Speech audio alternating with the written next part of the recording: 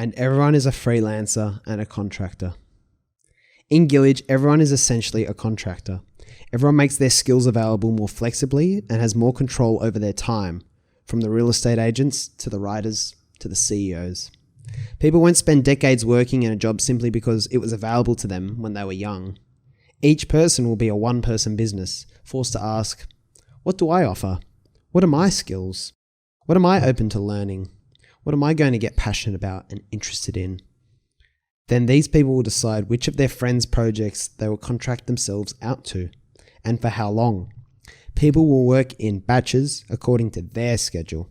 And when these people want a break or a holiday, they just hit pause on the contracts marketplace and stop accepting new jobs. In Gillage, there won't be a work-life balance. There'll be a work-life flow. You will not be a lawyer from 9 to 5 and then a mother from 5 onwards, because people will have a very different idea of a job title. And you will have 1,000 job titles. Any given person will be a lawyer and a mother and an amateur comedian and an amateur journalist and an unpublished writer and a friend and a sister and a daughter and an amateur musician and a deep thinker and a philosopher and a rugrat and so much more. Each person will have a list as long as their arm of job titles and tags, if not longer, and this will change how small talk at parties happens, because people will no longer ask what you do for work.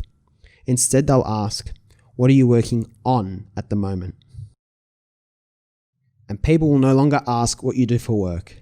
Instead, they'll ask, what are you working on at the moment? Because in Gillage, everyone will assume that you do more than one thing. And this question will be a constant call to action to make the most of your time, as well as a much better conversation starter. People will respond with such a wide array of responses. They'll say things like, I'm working on becoming a better mother at the moment, or I'm working on becoming a better son. There will be absolutely no corporate culture in Gillage, so people will not ask what you do for work in the hope that they will get to tell you what high-status job they have. Nothing I've seen in my short years on this planet forces us to live in a more counterproductive manner than highly corporate work environments. If you had tried to sell our ancestors on the idea of sitting in boxes and cubicles all day without natural light, with people who you had to have very strict, scripted and policed relationships with, yet whom you had to spend most of your waking hours with, away from family and friends, they would have told you to drown yourself in the river. Meanwhile, they would have gone back to spending all day outside in the sunshine, then by night telling stories and dancing around the fire. There will be no corporate madness in Gillage. And the architecture is minimalistic. In Gillage, there are no mansions or welcoming gated houses. If you're not happy without a large, spacious and luxurious mansion, you might have to stay away. This is not for you.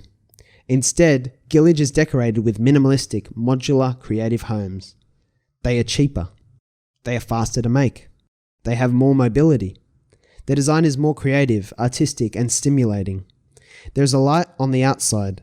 When it is red, the occupants are busy. Red means, do not disturb. Green means, come on in. We want to be with you. These homes will provide the bare essentials, and then a lot of the key services and luxury add-on spaces are shared, bringing more people out into the community.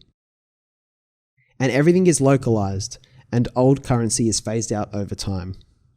Gillage only works if the good people of Gillage subscribe to a positive-sum game.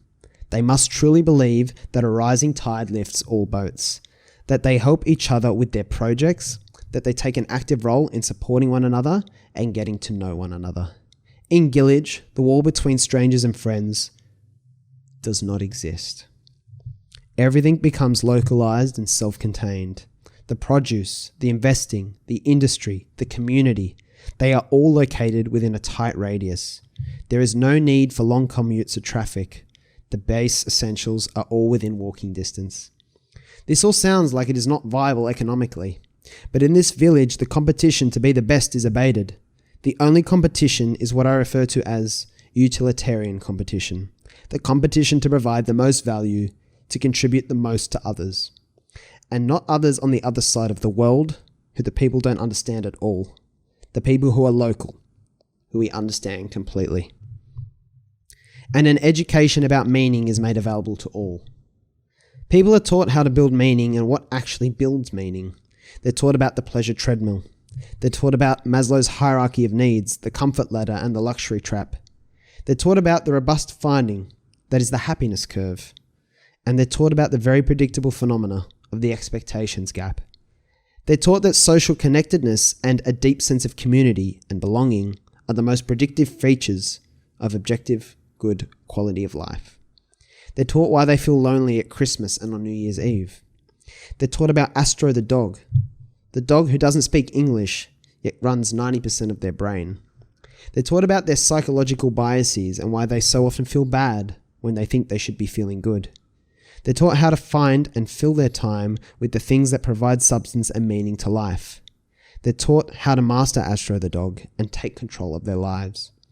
They're taught why they feel like they often don't belong and why everyone else looks fine when really they're not. And they're taught how to deal with that. And we'll get back on track. In Gillage, we will start the very important work of getting back on track. You see, our older ways of living were more meaningful but less comfortable. We were not as protected from predators or the elements, but we were together in intimate, interconnected tribes. We belonged, we lived codependently, and this was meaningful. But there were and are a lot of brutal, violent rituals in such tribes, and we were exposed. So what happened was, we focused so much on improving the comfort of life that we forgot about the meaning. Our ancestors didn't realize how different these things were. When you're hiding from bears and tigers and warring tribes, you're striving for the ideal of big villages with high gates and walls to protect you from outsiders. Yes, this is the Gillage they dreamt of. But if you had told them that building big castles and walls between one another with surveillance and security guards would be isolating and promote emptiness, they would have once again told you to drown yourself in the river. But I'm afraid we have over-optimized for comfort. Modern society's biggest oversight is failing to recognize that the ideal level of comfort is whatever the minimum, most essential comforts are. That so often after this, climbing the comfort ladder leads us into the luxury trap and away from meaning. This is why those of our brothers and sisters who live in untouched rural communities around the world appear to have lives that are more richly interconnected. Because as Jonathan Rauch said in his book, The Happiness Curve, the truest form of wealth is social, not material. In Gillage, we use this sort of common sense to build community that prioritizes, well, being a community. The priority is not making money, but being connected. Why should such a crazy idea exist in Gillage? Well, consider it this way. If you're looking to entertain yourself, you choose to read Harry Potter and not the Oxford English Dictionary. That contest is not even fair, and the comparison sounds stupid. You'll say to me, Joe, that's not a fair comparison, because the dictionary is not designed to entertain people. And that, my dear friends, is precisely the point. Money, like the dictionary, was not designed to make life meaningful. We go to the dictionary when we need to find a word. Our use of this text is transactional. But reading Harry Potter and great books like it is the very point of being able to understand words and to read. In Gillage, everything we do prioritizes what is the best return on investment in life, the opportunities to learn and to be connected to other people. And in Gillage, the rising tide lifts all boats, and we subscribe to the intentional sharing movement.